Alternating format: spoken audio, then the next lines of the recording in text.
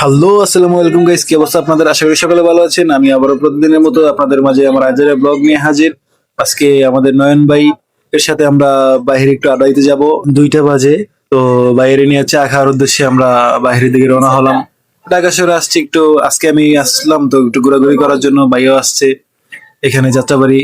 ভাইয়া মিরপুর থেকে আসছে, ভাইয়ের সাথে কালকে সকালে আমি চলে যাবো। তো এর মধ্যে কথা বলতে বলতে আমরা চলে গেলাম বাঁশবাগানে চা খেতে। ও, ভিতরের পরিবেশটা অসম্ভব সুন্দর, তাই আমি হাবিবের হাতে ক্যামেরা ধরে দিয়ে আমি ক্যামেরার মধ্যে চলে গেলাম। কোন চা খাবি? আমি জানি আপনি না জানেন।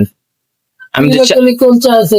আমি তো সিলেটি চা খাই, আর হ্যাঁ কোন দোকান কি চা আমি তো জানি না ভাই। রং চা আছে, ওই জাফরান চা আছে, চিকেন ভেজিটেবল স্যুপ আছে, চা শিক্ষক তুই দই চিরা আছে। জাফরানি চাল নিয়ে 3টা খাই আমরা। কেমন তুই এটা খাবি? এটাই নেই।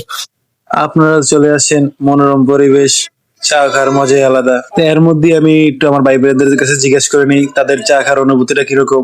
আমি তোমার অনুভূতি জানতে চেয়েছি, ভালো আছি এটা জানতে চাইনি। অনুভূতি, আমার অনুভূতিটা হচ্ছে কিরকম, আমার অনুভূতিটা হচ্ছে চা খেয়ে বাসায় গিয়ে ঘুমাবে।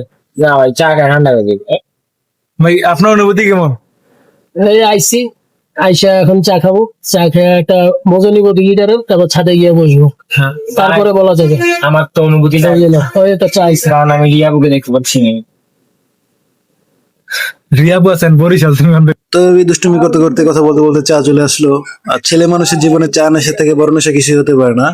কিছু কিছু মানুষ আছে যারা চা প্রেমী, তার মধ্যে আমিও একজন আছি। চা প্রেমী মানুষগুলা চা খাওয়ার জন্য পুরো পাগল হয়ে থাকে। তো তাই যাই হোক, এবার কথা বলতে বলতে আমরা চা খাওয়া শেষ, এখন ভাইয়া বিল বিল দিয়ে চলে যাওয়ার পালা। তো দোকানে ছিল একটা আপু, তো এই আপুটা নাই, কারণ আপুটা বাইরে যাওয়াতে ভাইয়াটা বিল নিচ্ছে। যাই হোক, এভাবে কথা বলতে বলতে আমরা বাহিরে চলে আসলাম। হাবিবের দিকে ক্যামেরা ধরতে হাবিব সবাইকে হাই জানিয়ে দিল। এভাবে কথা বলতে বলতে আবার চলে গেলাম আইসক্রিমের দোকানে।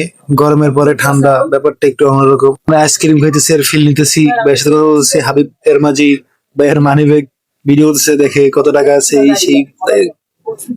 ভাইয়ের সাথে মজা করতে করতে আমরা বাসা থেকে রওনা হলাম। আর আজকের মতো আমার ব্লগ এই পর্যন্তই। ভালো থাকেন, আল্লাহ হাফেজ।